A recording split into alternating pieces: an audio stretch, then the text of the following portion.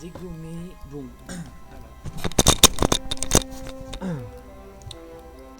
Bonjour à tous, aujourd'hui on se retrouve pour une nouvelle émission de Faux Accord avec aujourd'hui au programme l'épisode double, c'est-à-dire l'épisode 6 de la saison 1 et l'épisode Nox, l'épisode 7 de la saison 1.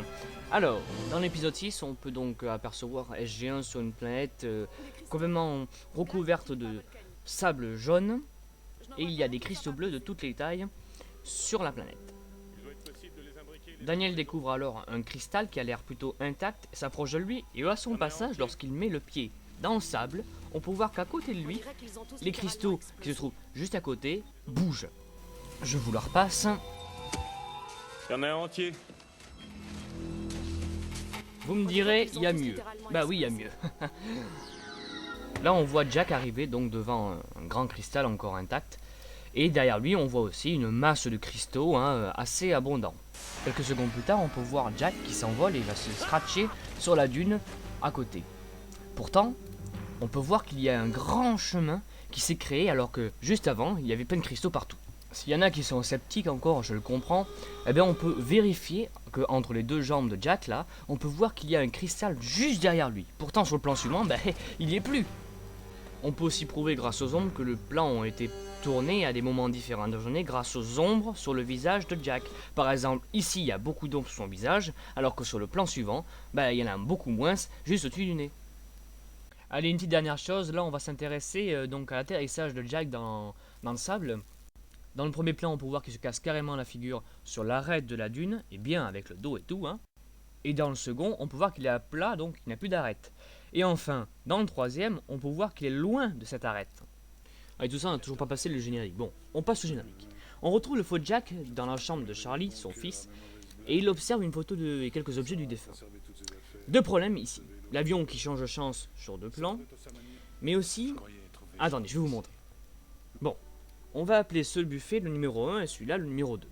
Sur le plan du buffet numéro 1, on voit une affiche au mur, derrière, avec écrit K-Stall. Je sais pas ce que ça veut dire en anglais, je m'en fous. Et sur le plan du buffet numéro 2, on le voit à droite de celui-ci. Or, dans le plan qui suit celui du buffet numéro 2, on retrouve un plan réutilisé du buffet numéro 1.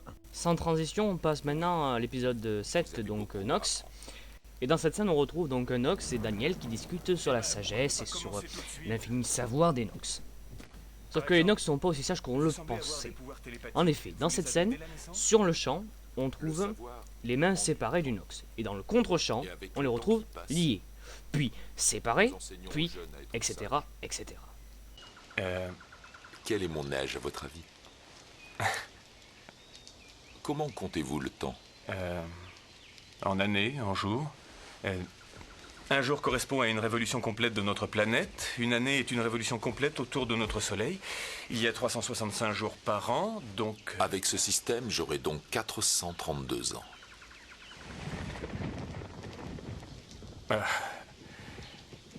Vous ne le faites pas. Merci. J'adore ce passage. Bon, on continue avec un petit clin d'œil à une émission précédente. Vous vous rappelez quand Carter se cognait la tête dans le combat avec le méchant, dans Émancipation, je vous avais parlé d'une bûche en plastique. Eh bien figurez-vous qu'on la retrouve dans l'épisode des Nox. Regardez bien la bûche que tient Tilk. On peut la voir aussi là.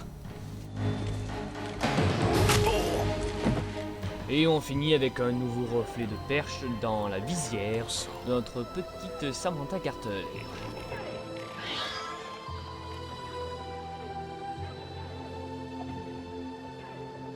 N'ayez crainte.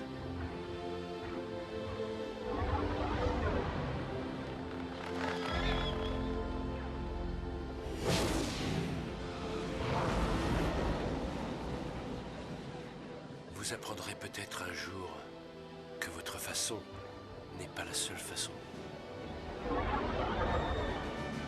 Voilà, c'est tout pour aujourd'hui. Je tiens à m'excuser aussi du retard de l'émission parce que bon, j'ai eu quelques problèmes techniques et donc j'ai dû refaire l'émission en entier ainsi que toute la paperasse, voilà. J'espère vous retrouver bientôt dans une nouvelle émission où on traitera les deux prochains épisodes, l'épisode 8 et l'épisode 9 de Stargate SG1 de la saison 1. Sur ce, bonne fin de semaine et à bientôt. Les très jeunes ne font pas toujours ce qu'on leur dit.